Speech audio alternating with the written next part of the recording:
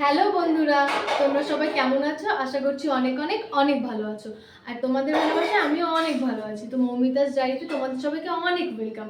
তো আজকে আমি চলে আসলাম নতুন একটা ভিডিও নিয়ে। আর আজকের ভিডিওতে আমি সারাদিন কি করছি, কোথায় যাচ্ছি, সমস্ত কিছু তোমাদের সাথে একটু একটু করে শেয়ার করার চেষ্টা করব। তো ভিডিওটা দেখো আর আমার সাথে থাকো।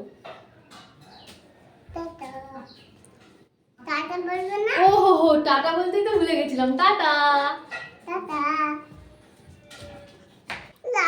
কি করো তোমার মোবাইল? তুমি একটু চুপ করবে, তাহলে আমি একটু বলতে পারি। ঠিক আছে। তো এই যে আমি চলে এসেছি, আজকে আমি চিকেন রান্না করব। আর এই যে চিকেন, এটাকে এখন আমি ধুয়ে পরিষ্কার করে নেব। চলো, তারপরে তোমাদের সাথে দেখা হচ্ছে। মাংসটা ধোবার জন্য আমি নিয়ে চলে এসেছি। এবার এগুলোকে এক এক করে পরিষ্কার করে নেব, পরিষ্কার করে ভালো করে জল দিয়ে ধুয়ে নেব।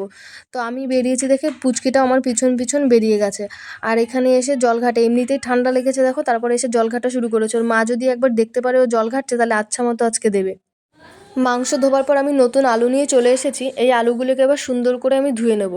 আমাদের বাড়িতে মাংসের সাথে 1-2 পিস করে আলু সবাই খায়। আলুগুলোকে আমি মাংসের মধ্যে যেমন দেয় সেইভাবে কেটে নেব। তো আলু কাটার পর আমি পেঁয়াজ, আদা, রসুন, টমেটো সমস্ত কিছু এক এক করে কেটে নিয়েছি। আর পেঁয়াজ কাটার সময় চোখে জল আসবে না, এরকম হতেই পারে না। তো পেঁয়াজের ঝাঁজে আমার চোখেও জল চলে এসেছিলো। সমস্ত কিছু কেটে কুটে নেবার পর এবার আমি গ্যাসটা ধরিয়ে দেবো।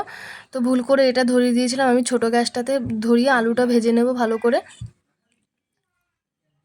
তো কড়াই গরম হয়ে গেছে, এবার আমি কড়াইতে একটু তেল দিয়ে দিলাম। আর মাংসের মধ্যে যে আলুগুলো দেবো বলে কেটে রেখেছিলাম, সেই আলুগুলো এবার আমি সুন্দর করে লাল লাল করে ভেজে নেব। আর আলুটা যতক্ষণ ভাজা হবে ততক্ষণ আমি মিক্সিতে মশলাটা করে নেব।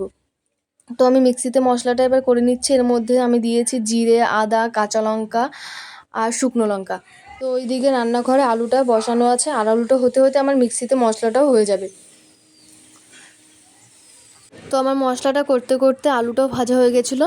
আলুটা নামিয়ে আমি কড়াইয়ের মধ্যে একটু তেল দিয়ে দিলাম। এবার তেলটা গরম হওয়ার পরে এর মধ্যে আমি দিলাম 2টো শুকনো লঙ্কা চিড়ে, তারপরে এলাচ, দারচিনি, লবঙ্গ এই সমস্ত দিয়ে একটু নেড়ে চেড়ে, তারপরে একটা তেজপাতা আমি চিড়ে এর মধ্যে দিয়ে দেবো। এবার তো মাঝে মাঝে রান্না করতে আমারও ভালো লাগে। আমিও মোটামুটি রান্না পারি, কিন্তু মা সবসময় রান্না করতে দেয় না। তো এরপরে এর মধ্যে আমি দিয়ে দিলাম রসুন থেতো, তারপরে দিয়ে দিলাম পেঁয়াজ কুচি। এবার এগুলোকে একটু ভালো করে নেড়ে চেড়ে নিলাম। একটু নাড়াচাড়ার পর এর মধ্যে আমি দিয়ে দেবো নুন আর হলুদ। নুন আর হলুদ দেওয়ার পর একটু নেড়ে চেড়ে নেব। তারপরে এর মধ্যে আমি দিয়ে দেবো টমেটো।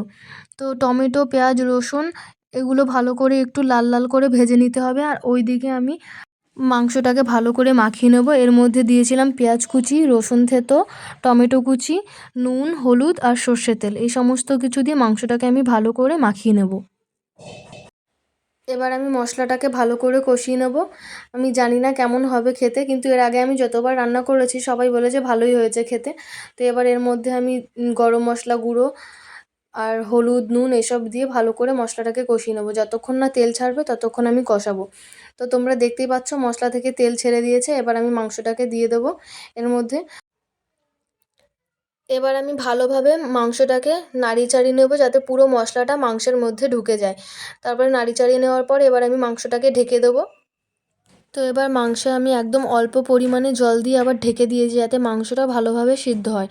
তো এবারে মাংসটাকে নাড়িয়ে চাড়িয়ে আবার ঢেকে দেবো।